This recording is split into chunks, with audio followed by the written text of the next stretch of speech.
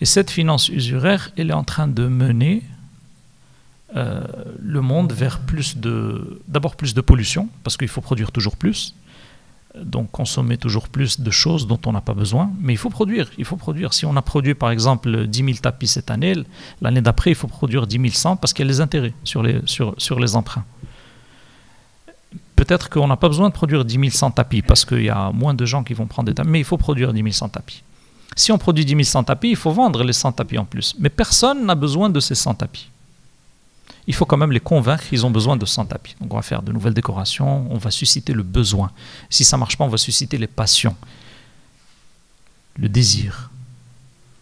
Et donc à partir de là, ce sont toutes ces dynamiques qui peuvent sembler un petit peu décorrélées, mais quand on essaye de rassembler la vision macro de la chose, ça fait du sens et c'est dangereux.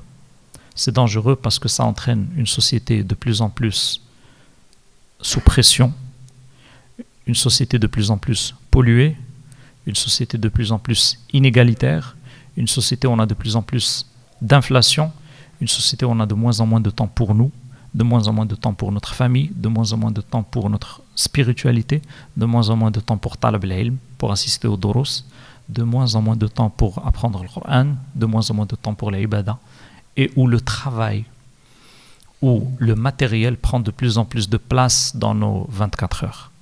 Et ça, la finance islamique, elle est là justement pour le contrebalancer. Alors, on a vu que ce n'est pas une révolution, c'est une évolution, parce qu'on est là pour remettre au centre du jeu des choses qui existent, mais qui ont été marginalisées ce dernier siècle. Bismillahirrahmanirrahim. Alhamdulillah. Wassalatu wassalamu ala rasulillahi wa alihi wa sahbihi. Donc cette conférence sera en français, mais Inch'Allah, selon le comité, une autre sera prévue en arabe, bihawlillah wa quwwati. Tout d'abord, je remercie le Centre culturel Quba, ainsi que toute l'équipe qui est autour pour leur invitation et pour essayer de justement mettre en place une plateforme pour discuter un sujet aussi délicat et aussi présent dans la vie de tous, qui est le sujet de l'argent. Et on m'a demandé d'intervenir sur ce sujet, en l'occurrence, qu'ils ont intitulé « Finance islamique, révolution ou contrefaçon ». C'est un titre un petit peu provocateur, mais je pense que c'est de leur confection. Et c'est bien vu dans la mesure où on est dans un domaine relativement nouveau par rapport à la finance usuraire, qui est une finance qui a quand même, allez, disons, dans son côté pratique, à peu près 400 ans d'existence, alors que la finance islamique, on est plutôt dans l'ordre de 40 ans. Donc pour savoir un petit peu si on parle de quelque chose d'authentique ou de quelque chose qui est une simple contrefaçon, comme le disent certains, c'est-à-dire c'est du maquillage. C'est juste utiliser la religion à des fins purement capitalistiques et de profit. Et donc on va essayer de décortiquer tout ça ensemble pour ensuite ouvrir un petit peu la porte aux questions pour ceux d'entre vous qui ont des questions par rapport à ce sujet. Donc la finance islamique, pour ceux qui ne sont pas familiers avec le sujet de la finance islamique, c'est une finance qui est venue dans un contexte totalement usuraire. C'est-à-dire que, disons qu'avec le 18e et le 19e siècle et les colonisations, on a eu un système qui est basé sur les intérêts qui s'est imposé petit à petit, même dans les pays qui ne pratiquaient pas l'usure, comme les pays du monde musulman, par exemple. Et donc ce système, s'est développé jusqu'à aujourd'hui devenir le système dominant et le système unique qui régit nos vies financières et nos vies monétaires. Donc vous l'aurez compris, cette finance islamique qui a commencé à apparaître dans les écrits dans les années 30, 40, 50 et dans la pratique dans les années 60, 70, 80 est une finance qui est née dans un contexte hostile. C'est-à-dire un contexte qui n'est pas propice au développement de transactions basées sur la jurisprudence. Alors vous me direz, mais qu'est-ce que c'est que cette finance islamique? Eh bien, c'est une finance qui est basée sur plusieurs principes. On peut en citer quelques-uns, par exemple l'interdiction des intérêts, la nécessité de partager les profits et les pertes dans un cadre de justice. Donc quand on fait un crédit bancaire, si on a un projet, qu'on veut entreprendre, créer une entreprise, on peut emprunter à la banque. Quand on emprunte à la banque, bien sûr en dehors de la finance islamique, le projet peut marcher, mais il peut aussi échouer. Si ça marche, on gagne tous les deux. Si ça ne marche pas, on ne perd pas tous les deux. L'emprunteur perd et la banque, elle saisit l'hypothèque. Donc, d'emblée, on a un déséquilibre. On sort de la sphère de la justice. En finance islamique, on vous dit non. Le prophète sallallahu alayhi wa sallam a dit « Al-kharaju bid-daman » l'usufruit revient à celui qui a supporté le risque. Al-ghunmu bil-ghunm. Et donc, à partir de là, la justice, c'est quelque chose qui va nous accompagner dans tout l'esprit de la finance islamique. Et cette règle, al-kharaj bid-daman, si on la comprend, vous allez la retrouver un peu partout dans la finance islamique. Donc, l'interdiction des intérêts, l'obligation de partager les profits et les pertes. En finance islamique, quand vous aurez un projet à lancer avec un partenaire financier, si ça marche, vous gagnez tous les deux. Si ça perd, vous perdez tous les deux. C'est intuitif, c'est du bon sens. Mais l'économie mondiale s'est tellement focalisée sur ce qui ne fait pas de sens que c'est devenu ça le bon sens. C'est-à-dire que tout le monde commence à penser que non, il n'est pas possible de faire un système économique avec une autre vision que la vision basée sur les intérêts.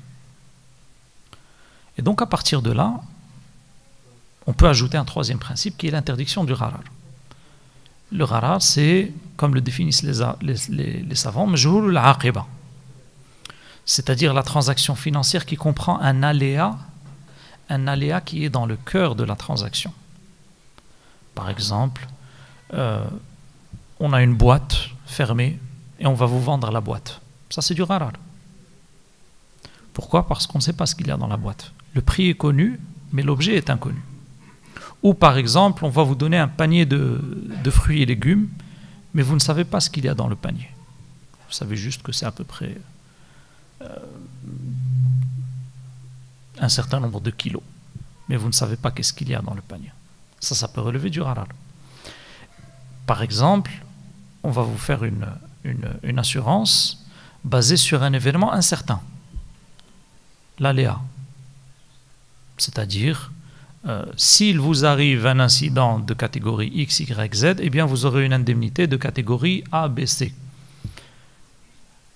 Donc là, il y a du gharar. Pourquoi? Parce qu'on ne sait pas si l'incident se produira ou pas.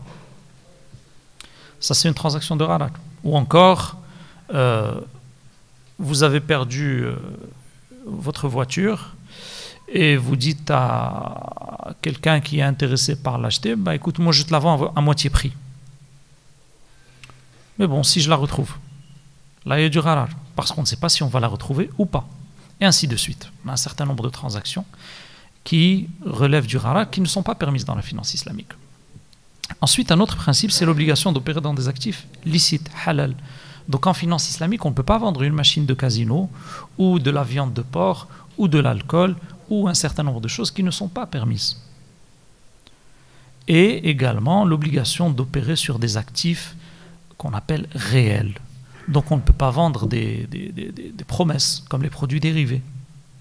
Tout ça, ça ne peut pas faire l'objet de la finance islamique. Donc ça, on peut dire que ça, ce sont les 5 grands principes de la finance islamique qui sont globalement connus. Mais ce qu'il faut savoir, c'est que cette finance, elle est née dans un contexte qui n'est pas favorable. Elle est née dans un contexte économique où c'est le profit qui compte, où c'est le matériel qui compte. Le matériel est la seule référence. En finance islamique, le matériel n'est pas la seule référence. Elle est née dans un contexte où la vision du monde est une vision libérale. Or, en finance islamique, nous avons des règles de morale. Elle est née dans un contexte où la moralité s'effrite, alors que la finance islamique est là pour élever la moralité des gens.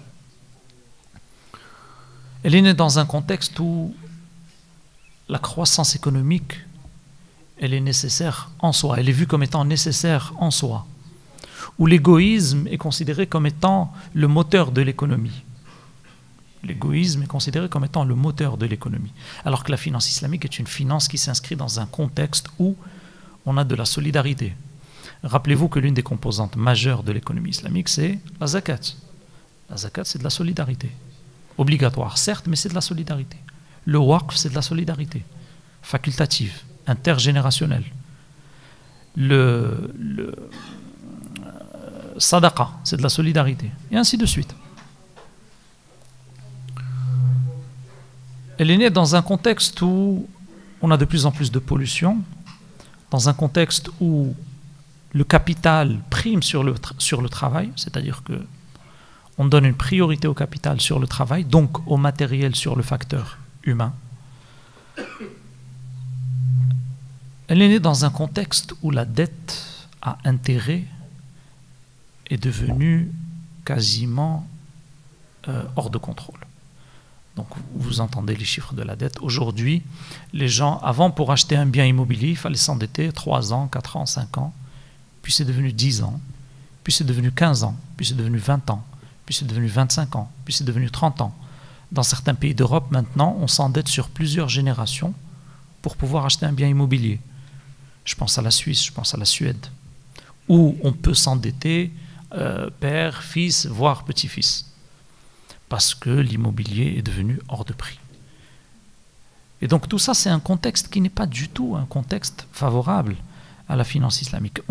Elle est née dans un contexte où les diktats des institutions internationales sont devenus trop lourds. Les institutions de financement international, les institutions multilatérales au niveau économique et monétaire. Elle est née dans un contexte où la monnaie que l'on utilise n'est pas une monnaie qui a une valeur en soi, intrinsèque, comme l'or, l'argent ou toute autre monnaie qui a une valeur intrinsèque. Elle est née dans un contexte où la monnaie est une monnaie de crédit, un crédit basé sur les intérêts. Et donc même l'outil avec lequel on va travailler en finance islamique, il est problématique en soi. Elle est dans un contexte de mondialisation des valeurs, des esprits, des économies, dans un contexte où le lobbying a de plus en plus de place, le lobby financier est le lobby le plus puissant à Washington, devant tous les autres lobbies qui peuvent vous venir en tête. Et donc, un contexte où on a de plus en plus d'inflation, d'inégalité sociale. Et donc tout cela, ce n'est pas un contexte qui est naturel pour la finance islamique. C'est un contexte étranger. Pourtant, on demande à la finance islamique de changer tout cela. Déjà, la finance islamique, c'est une composante de ce qu'on appelle l'économie islamique. L'économie islamique, c'est un système qui comprend la zakat, le waqf, la microfinance, le takaful, c'est-à-dire l'assurance solidaire, les banques islamiques, la finance islamique et les soukouk, la bourse, les marchés financiers islamiques. Donc c'est tout un écosystème. La finance islamique est un compartiment de cet écosystème. Dans ce compartiment, on a quelque chose qui s'appelle les banques islamiques, qui est un sous-compartiment. Et donc, pour sortir de ce contexte, bien évidemment, il faut une certaine progressivité. Et donc on va passer de révolution à peut-être évolution. Mais maintenant, est-ce que ces praticiens de la finance islamique qui nous ont amené les banques islamiques, est-ce qu'ils veulent faire une évolution ou bien ils ont juste maquillé un système qui est déjà en place pour continuer à vendre. Aujourd'hui, vous avez des banques parfaitement, qui ont pignon sur rue dans le domaine de l'usure, qui font de la finance islamique.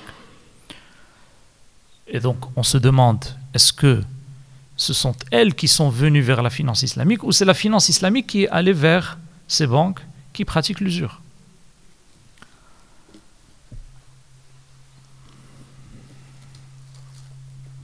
Est-ce que cette finance islamique a gardé en tête ses principes fondateurs que sont la justice sociale, la justice dans les transactions, fiqh al-mu'amalat, la jurisprudence des contrats, le fait d'adosser toute transaction financière à une transaction économique? Est-ce qu'elle a gardé en tête tous ces principes? Est-ce que c'est une finance qui va nous donner un système plus durable ou bien un système tout aussi polluant et aussi peu pérenne que le système actuel? Est-ce que c'est une finance qui va nous donner aussi beaucoup de dettes? Et donc, dans ce sens, on est en droit de questionner dans quelle mesure cette finance islamique remplit les objectifs qui lui ont été assignés par ses pères fondateurs. Alors, première chose à avoir en tête, c'est que la finance islamique, c'est une sorte de renaissance. Pourquoi? Parce que dans le monde musulman, il y a eu des transactions économiques, financières, commerciales, nationales, internationales, d'import, d'export, etc., pendant 13 siècles, sans usure. Donc, l'idée qu'une économie puisse tourner ou pas avec les intérêts est une fausse question. C'est une question du XXe siècle que posent les personnes qui n'ont pas étudié l'histoire de l'économie et l'histoire des civilisations. Donc il y avait eu une économie, il y avait eu plusieurs économies sans les taux d'intérêt. À l'époque romaine, on a commencé à imposer des sanctions sur les taux d'intérêt. Aujourd'hui, Donald Trump parle de plafonner les taux d'intérêt des cartes de crédit à 10%. Le débat sur l'usure refait surface. Certains ont même demandé à inscrire dans la Constitution le fait que l'État ne puisse pas s'endetter au nom des prochaines générations. Certains ont demandé à ce que l'équilibre budgétaire, c'est-à-dire le fait que l'État ne dépense pas plus d'argent que ce qu'il ne gagne, soit inscrit dans la Constitution. Donc ces questions-là sont toujours très présentes, pas toujours au nom de la finance islamique. Mais la finance islamique, elle est là pour remettre au centre du jeu des choses qui ont été marginalisées par le capitalisme bancaire, par le capitalisme usuraire contemporain, c'est-à-dire un capitalisme où le business de l'argent, le business du temps et de l'argent est devenu au centre des relations entre les hommes et entre les entreprises et entre les États. On a un livre assez glaçant de John Perkins qui s'appelle Confessions of an Economic Hitman, Confession d'un tueur à gages économique, qui raconte comment, lorsqu'il travaillait pour le gouvernement américain en tant que chargé d'affaires économiques internationales, ça c'est le titre, eh bien, il arrivait à imposer des agendas des institutions usuraires internationales au gouvernement des pays du tiers-monde. Toujours avec le bâton et la carotte. Maintenant, est-ce que cette finance islamique est capable d'apporter des solutions à ces problématiques aussi grandes? Eh bien, les problématiques, je les classerai dans deux catégories majeures. D'abord, les problématiques liées aux intérêts, et ensuite, les problématiques liées aux facteurs spéculatifs.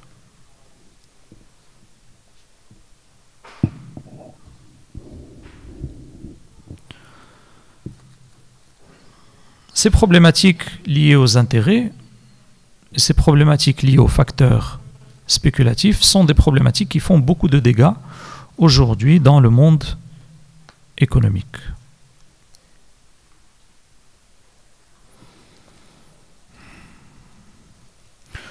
Aujourd'hui, quand on raisonne avec les intérêts, on raisonne dans un monde où on n'a pas cette justice, cet équilibre entre l'emprunteur et le prêteur.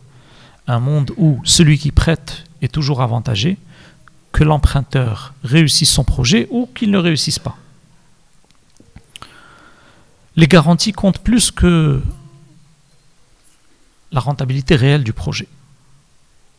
Alors que dans la finance islamique, en instaurant cet équilibre du fait qu'on va partager les profits et les pertes entre le financier et le porteur du projet, eh bien, on rend l'économie plus efficace, plus logique. Dans cette finance de l'usure, le risque est supporté par une seule partie.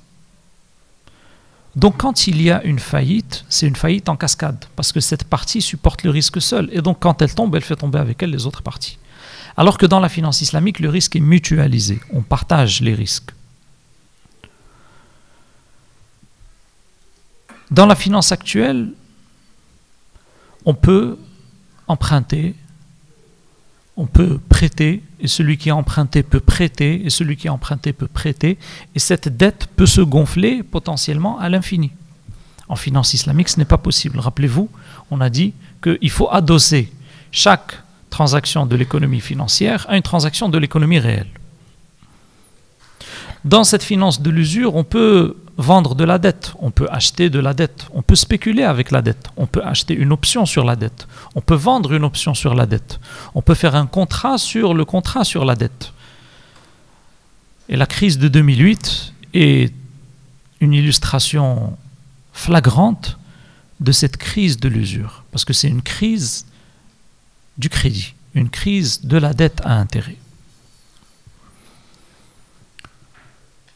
Dans le cadre de la spéculation, la finance islamique apporte aussi un certain nombre de réponses. Les questions de gouvernance, par exemple, en finance islamique, dans les entreprises, vous avez des experts dans tous les domaines. Vous avez des experts dans la finance, dans le marketing, dans la vente, dans l'achat, dans le juridique, dans la comptabilité, dans les ressources humaines. Mais vous n'avez pas les experts dans un domaine. C'est le domaine de fiqh al-mu'amalat, la jurisprudence des transactions. Pourtant, toutes les entreprises vendent, achètent, louent, font de l'import, peut-être de l'export, etc. Elles emploient des salariés, elles ont des contrats. Beaucoup de gens pensent que tout ça, c'est loin de l'islam. Il suffit d'ouvrir n'importe quel livre de fiqh, de jurisprudence, n'importe lequel. Et vous aurez un chapitre ou plusieurs sur la jurisprudence des transactions. Donc la finance islamique permet d'apporter plus de transparence, de justice et d'équilibre dans les relations entre les individus. Dans ces problèmes liés à la spéculation, nous avons des problématiques macroéconomiques qui font beaucoup de dégâts dans le monde. Par exemple, quand les investisseurs des grandes banques internationales ont décidé qu'ils allaient entrer dans le monde des denrées alimentaires, eh bien, en 2007, le prix des denrées alimentaires a été multiplié par 2. Or, vous imaginez qu'un certain nombre de pays, d'Afrique et d'Asie notamment, où les personnes ne gagnent quasiment que de quoi acheter de la nourriture, si le prix des denrées alimentaires est multiplié par 2, ce n'est plus possible, ce n'est plus soutenable. Donc cette spéculation a fait que, eh bien, on a eu des famines, des personnes qui décèdent à cause de cette inflation. Cette inflation qui cause la mort de dizaines, de centaines et de milliers de personnes. Dans cette finance de l'usure, on a un monde qui tourne autour des produits dérivés. Ces produits dérivés de la haute finance représentent aujourd'hui peut-être quelque chose comme 12 fois le PIB mondial. Donc cette finance qui est déconnectée de l'économie est devenue quelque chose qui est hors de contrôle et qui ne représente pas l'économie et qui consomme de la valeur et qui détruit de la valeur. Et donc cette finance islamique, c'est une finance qui est là pour remettre au centre du jeu des choses qui ont été écartées par ce capitalisme usuraire.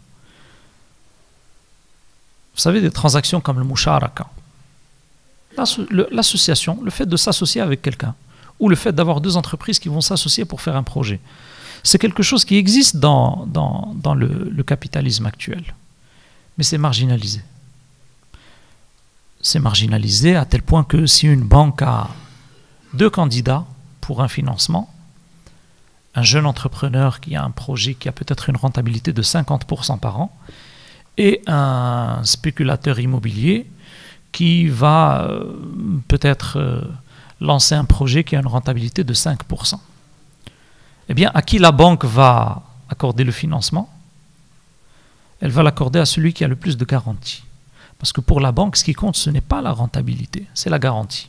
Donc, en octroyant le financement à ce spéculateur immobilier, la banque a privé l'économie, c'est-à-dire nous tous, de 45% de valeur ajoutée sur ce même financement. Donc, vous voyez combien ce financement, non seulement est injuste, mais en plus est inefficace, sous-optimal. Il prive l'économie d'une énergie formidable, d'une création de valeur énorme. Et donc, cette finance islamique, en écartant la problématique de l'usure, elle va participer à beaucoup de choses. D'abord, à rendre la vie moins chère. Parce que l'une des choses qui fait que tout est toujours plus cher chaque année, ce sont les intérêts. Vu que tout le monde sait que les intérêts, c'est autour de 2-3% par an, donc la valeur de la monnaie va perdre 2 ou 3% par an. Donc tout est toujours plus cher. Tout est toujours plus cher. En écartant cette problématique de l'intérêt, les prix sont beaucoup plus stables. Donc il y a moins d'inflation. En écartant la problématique de l'intérêt, on écarte une autre composante, un autre facteur qui fait que la vie est toujours plus chère. Les impôts. Pourquoi? Pourquoi l'État a besoin de toujours plus de dettes, toujours plus d'emprunts? Pourquoi l'État a besoin de toujours plus d'impôts de la part des citoyens? Pour payer les dettes. Et vu que les dettes gonflent avec les taux d'intérêt, parfois on a des États qui payent, par exemple, 10 milliards de dollars, 5 milliards pour les intérêts et 5 milliards pour le capital. Donc, des dettes qui sont toujours plus grandes. Regardez la dette des États-Unis, c'est une courbe qui est sans cesse croissante. La dette de la France également, la dette du Maroc également. Un certain nombre de pays qui s'endettent de plus en plus. Aujourd'hui, dans l'Union européenne, beaucoup de pays ont dépassé le ratio de 100%, dette divisée par PIB. Donc, on a une dette qui vaut plus que ce que produit la population de tout le pays. C'est énorme. C'est-à-dire que quand un bébé naît, il naît avec une dette de 100 000 euros, 150 000 euros, ça dépend des pays. À sa naissance, le cri de naissance. Mince, j'ai 100 000 euros de dette. Dans les pays où l'éducation est très chère, comme aux États-Unis par exemple, il y a la dette étudiante aussi, qui est une bulle aujourd'hui. C'est pour ça que le président actuel cherche à mettre en place des mesures pour enlever ou diminuer cette dette étudiante, parce qu'on a des étudiants, des témoignages d'étudiants qui ont par exemple emprunté 100 000 $, qui ont remboursé 200 000 $ et il leur reste encore 80 000 $ à rembourser. On a des cas, des témoignages d'étudiants pour qui cette dette est devenue quasiment une dette infinie. Qui profite de ces intérêts? Ce sont des institutions qui encaissent de l'argent sans prendre de risques, sans faire d'effort de travail. C'est juste un effort pour compter les intérêts qui rentrent chaque jour et récupérer ces intérêts. Mais ces intérêts, ils viennent d'où? Ils viennent de la sueur, du front, du travail de Monsieur Tout-le-Monde. Et donc ces intérêts ne pourraient pas exister parce que l'argent, comme dit l'imam al-Ghazali, إِذَا وَلَدَ الْمَالُ الْمَالَ فَالْوَلَدُ ابْنُ الزِّنَا. Si l'argent enfante l'argent, alors l'enfant est un enfant illégitime. C'est un enfant de zina. Parce que l'argent, si vous posez un lingot d'or et que vous revenez après 10 000 ans, qu'est-ce que vous allez retrouver? Un lingot d'or. Donc le capital tout seul, sans le travail, ne fait rien. Il ne fait rien. Donc ces institutions usuraires ont besoin de votre travail pour récupérer les intérêts. Elles ont besoin du travail pour engranger toujours plus d'intérêts.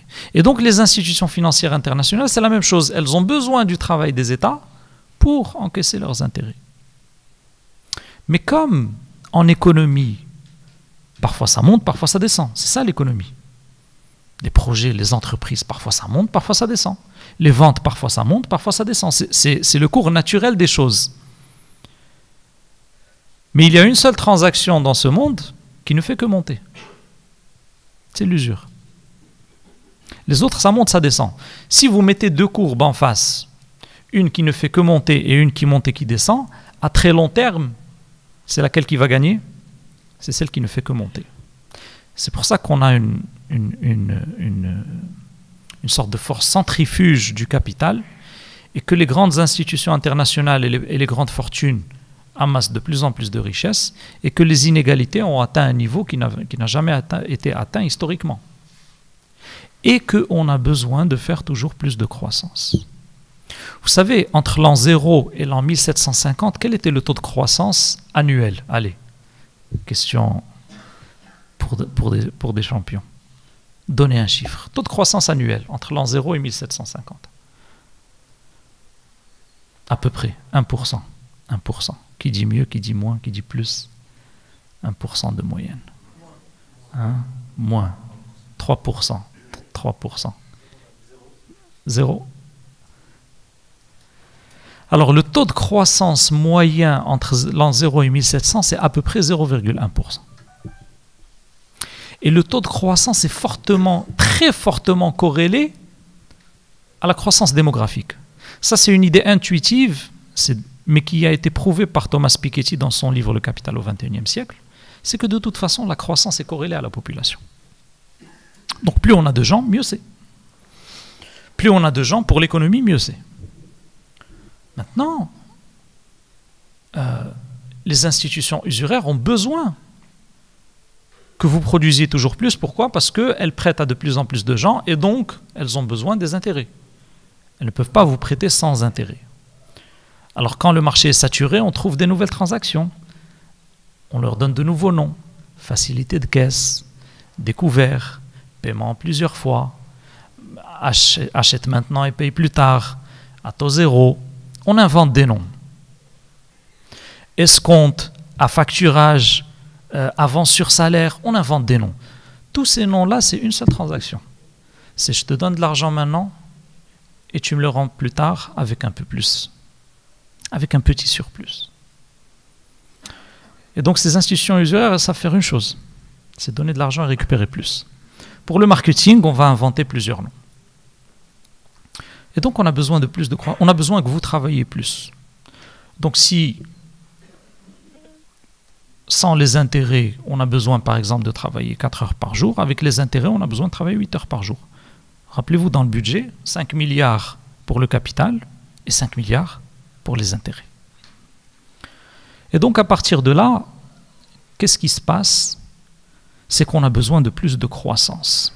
Si l'économie, par exemple, a une croissance démographique de 1%, elle va faire peut-être une croissance de 1% économique. Mais avec les intérêts, on a besoin d'une croissance plus importante. Pourquoi? Parce qu'il faut rembourser les intérêts en plus du capital. Maintenant, qu'est-ce qui se passe pour des pays comme l'Italie, la Grèce, la Russie, le Japon, qui ont une baisse de la population? C'est-à-dire, de toute façon, la majorité des pays européens n'ont plus le taux de renouvellement générationnel, taux de fécondité qui est 2,1 enfants par femme. Donc ça dépend des pays, on est à 2, 0, on est à 0,9, 1,2, 1,4, ça dépend des pays. Donc la population baisse. Or, beaucoup de ces pays européens ont une dette sur le PIB qui est de 70, 80, 90, 100, 110, 120, 140, 150. Le Japon est à 250% de dette et la population baisse. Et les 250%, il y a des intérêts dessus. C'est une équation qui n'a pas de solution. Sauf que les gens travaillent plus. Que le pays produise plus. Comment voulez-vous que le pays produise plus alors que la population baisse? Et bien que vous soyez plus productif. Pour être plus productif, il faut travailler plus. On revient toujours à cette question. Et donc on est dans un monde qui est dans une sorte de machine infernale qui fait qu'on a besoin de travailler toujours plus, c'est qu'on a toujours moins de temps pour nous-mêmes. Et là, on va revenir à ce qu'on a dit au début, c'est-à-dire que la finance islamique ne voit pas que le matériel, elle voit aussi l'humain et le spirituel. Il y a d'abord le spirituel et ensuite le matériel. Et donc, la base, c'est وَمَا خَلَقْتُ الْإِنسَ وَالْجِنَّ وَالْإِنسَ إِلَّا لِيَعْبُدُونَ. Et donc, à partir de là, vu qu'on a ces deux dimensions, on va dans un équilibre. Mais quand on met que le matériel devant, eh bien, on est en déséquilibre. Quand on commence à être en déséquilibre, on perd l'orientation. Et cette finance usuraire, elle est en train de mener le monde vers d'abord plus de pollution, parce qu'il faut produire toujours plus, donc consommer toujours plus de choses dont on n'a pas besoin, mais il faut produire. Si on a produit par exemple 10 000 tapis cette année, l'année d'après il faut produire 10 100 parce qu'il y a les intérêts sur les emprunts. Peut-être qu'on n'a pas besoin de produire 10 100 tapis parce qu'il y a moins de gens qui vont prendre des tapis, mais il faut produire 10 100 tapis. Si on produit 10 100 tapis, il faut vendre les 100 tapis en plus. Mais personne n'a besoin de ces 100 tapis. Il faut quand même les convaincre qu'ils ont besoin de 100 tapis. Donc on va faire de nouvelles décorations, on va susciter le besoin. Si ça ne marche pas, on va susciter les passions, le désir. Et donc à partir de là, ce sont toutes ces dynamiques qui peuvent sembler un petit peu décorrélées, mais quand on essaye de rassembler la vision macro de la chose, ça fait du sens et c'est dangereux. C'est dangereux parce que ça entraîne une société de plus en plus sous pression, une société de plus en plus polluée, une société de plus en plus inégalitaire, une société où on a de plus en plus d'inflation, une société où on a de moins en moins de temps pour nous, de moins en moins de temps pour notre famille, de moins en moins de temps pour notre spiritualité, de moins en moins de temps pour talab al-ilm, pour assister au doros, de moins en moins de temps pour apprendre le Coran, de moins en moins de temps pour l'ibada, et où le travail, où le matériel prend de plus en plus de place dans nos 24 heures.